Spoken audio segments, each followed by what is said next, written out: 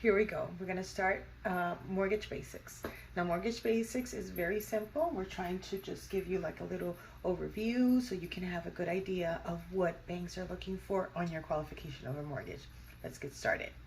There are going to be three main areas that all banks are going to look for and evaluate when it comes to pre-approving you for your mortgage. Income, credit, and cash. That's very simple, right? Now, income, it depends on the source of your income, and how you're getting paid is what is going to be and how it's going to be evaluated. So our easiest one is going to be your payroll. Payroll is it's already claiming what your income is taking out your deductions on every pay stub. So with four consecutive pay stubs and your last 2 years of W-2s, the banks are going to use your current income and calculate it based on that. Now there's variable income. Variable income would be those folks that receive income with not quite the fixed amount of hours of what a full-time will be considered 40 hours. So there's folks that have 36 hours, 38 hours, on and off. So those incomes, they will need to have 2 full years of W-2s in order to calculate the income. They're going to take the average of the last 2 years of what you made, together with folks that also receive overtime, part-time, bonuses, commissions. That kind of income varies from 1 month to another, or from one pay stub to another. So then they will need the 2 years of what you have made, and then what the total of what you have made throughout those 2 previous years. They're going to average it out in 24 out of the 2 to come up with your monthly. Then you have your 1099s or business owners. Same thing.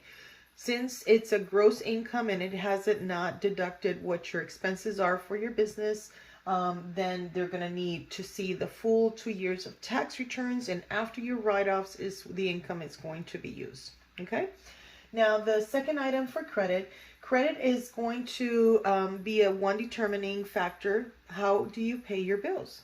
Banks are want to see what is your pattern like. And so obviously the credit is going to be a very important factor. And it sometimes will trigger into how much you're going to pay in interest. It also is a factoring when it comes to mortgage insurance expense on conventional loans. So the higher your score, the lower that number is going to be, and in some cases is also going to help with your interest rate as well. And then the last one is going to be cash. How much cash do you have in order for it to pay your down payment and your closing costs? Okay, so those are the 3 areas. Now for cash, the one thing I wanted to indicate is that cash needs to be verified in what the source is. So if you do not have if you have a large deposit that is not consistent with your regular deposits, the banks may not use that amount as qualifying funds for your closing. So what they want to see is 2 full months of that funds already in your bank account.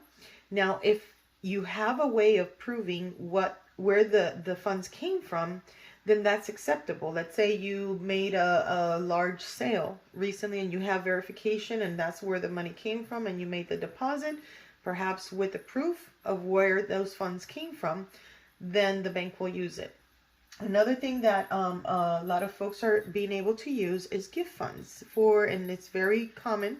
A parent, a family member providing gift money, they will have to provide as well 2 months of bank statements of where the funds are coming from in order to, where the funds are coming from to give you that gift. Okay. So I think that will cover the overall of what the 3 points are on the mortgage credit qualification. Anyway, please like and subscribe is the only way this video is going to reach out to other folks. Okay. Thank you so much. See you soon.